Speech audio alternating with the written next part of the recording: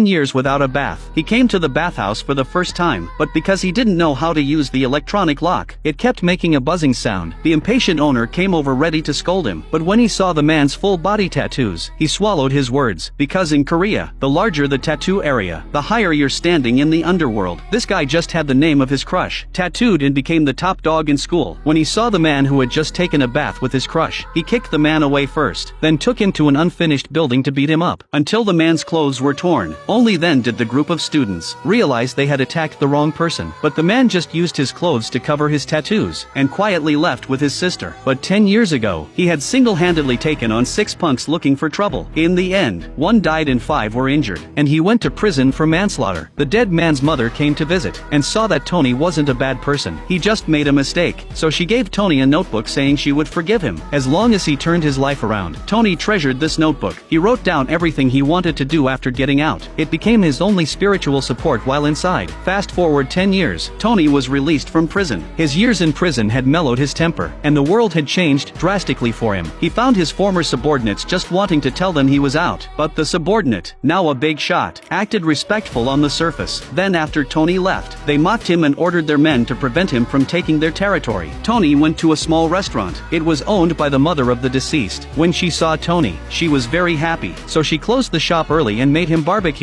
She even fed him personally. The next day, Tony went to the hospital to get his tattoos removed. He had used them to intimidate people before. Now he wanted to start over, but the doctor told him it would cost a lot of money to remove such large tattoos. With no money, he had to find a job at an auto repair shop. But Tony's first earnings went to buy a nice pair of leather shoes for Annie, and a camera for his sister, something she had longed for. Annie was very pleased with Tony's change, and his sister also came to accept him as her brother. But their happy life had just begun, when someone was about to break this newfound happiness.